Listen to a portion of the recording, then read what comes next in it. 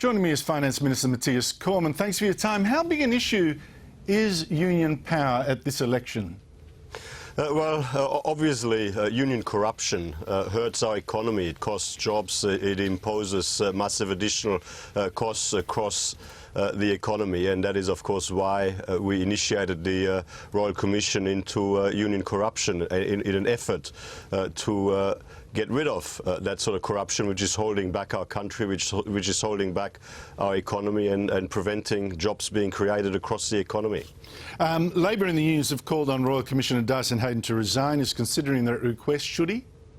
Well, look, I mean, obviously, he is considering the submissions that were made last week. I mean, the Labor Party has been desperate right from the word go to undermine the credibility of this very important Royal Commission. I mean, just look at the evidence that has come forward in the course of the Commission proceedings.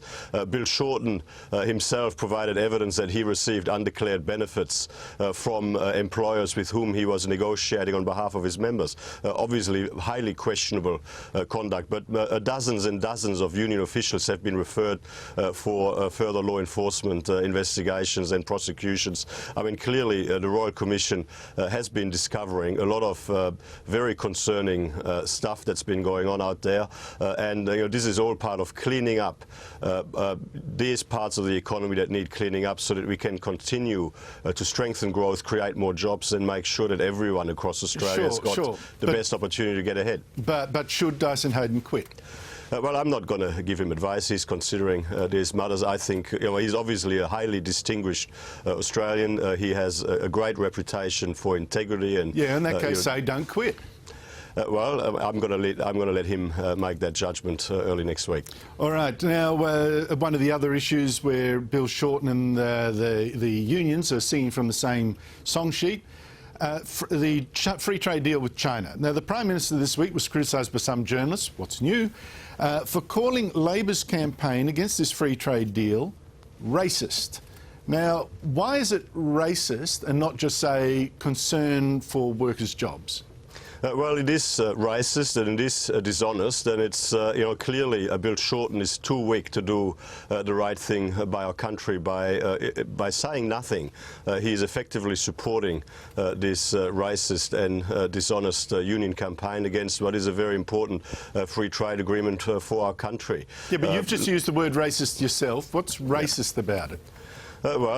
Clearly Bill Shorten and the union movement are trying to run this racist dog whistle against China, which is extremely damaging to our national interest. And it's based on a lie, because the allegations that are made that somehow the free trade agreement allows Chinese workers coming to Australia without the usual safeguards in our Migration Act being deployed are just plain wrong. There's assertions. You're right. You say Labor claims a free trade deal with China lets Chinese companies bring in workers without checking if Australians can do those jobs instead. Now, as far as I can tell from the project's agreement rules that apply to this deal, Australians must have first opportunity to employment, and Labor agreements to bring in Chinese workers won't be approved if qualified Australians are available.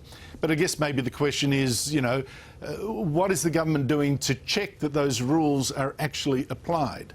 Well, all of the usual checks and balances, all of the migration processes, all of the safeguards in our 457 arrangements that would usually apply in the context of any project that is pursued by a Chinese company in Australia in the context of the China-Australia Free Trade Agreement. There's absolutely no watering down whatsoever of the usual rules, including in relation to labour market testing, including in relation to making sure that if any such proponent wants to bring in workers from China, to first make sure that these jobs can't be performed by an Australian, that these jobs have first been offered to Australian workers. So, I mean, all of the usual safeguards are maintained in the exact same form. But what I don't understand is, if this is an agreement good for workers, why are unions against it? Well, that's a very good question, and I guess that is a question that I can't answer on behalf of the union movement. I suspect that, the union movement is essentially just trying to take a generally protectionist approach, trying to hold back our economy in some sort of misguided view that this is better for their members. But it ain't better. It is not better for their members. They're not stupid. Why would they be against it if it was good for their members? Maybe they are stupid. Certainly, I can't talk for the unions. What I can say, though, is that the alternative Prime Minister of Australia, in Bill Shorten, should have the strength of character and should have the integrity to stand up for the national interest. And if he doesn't, then those good people inside the Labor Party that understand what is going on here should pull him into line. Bill Shorten clearly doesn't have the strength of character to do what needs to be done in our national interest in relation to this. He is supporting a racist dog whistle by the union movement, which is self-serving and which is based on a lie. Matthias, you're from Western Australia, and the Liberals this week started its campaign there for next month's by-election for Canning following the death of Don Randall. You have a margin about 11%. If you lose a seat, will Tony Abbott survive? We're fighting to win the trust of the people of Canning again. We're fighting to win the seat. We've got an outstanding candidate in Andrew Hastie, who has provided distinguished service to Australia as part of the SAS, fighting for a way of life overseas. He will now be fighting for the people of Canning. In Canberra. I mean, that is what he is aiming for. He's seeking to obtain the trust of the people of Canning to represent them. I want to ask you something very quickly about Andrew Hastie before we run out of time. But just for the first question, you lose the election, does Tony Abbott lose his job? We're working to win. OK. Yesterday, a pro-Labor newspaper, the Melbourne Age, ran this front-page story attacking your candidate, former SAS Captain Andrew Hastie. The officer, he says, it said the officer in command of a troop being investigated for chopping the hands off dead Taliban fighters in Afghanistan. What did you make of that story?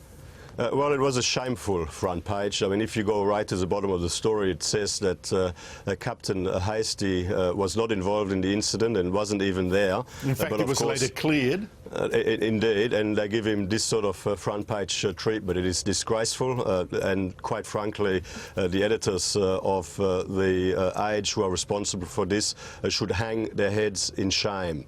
They should hang their heads in shame. I mean, Andrew Hastie provided distinguished service for Australia overseas. He put his life on the line on behalf of Australia. He put himself in harm's way. He doesn't deserve that sort of treatment from a premier newspaper in Australia. Spot on, and I'm going to run his response at the end of the show. I hope viewers watch it because it was great. Matthias, thank you so much for your time. Always good to be here. Coming up, the panel after this.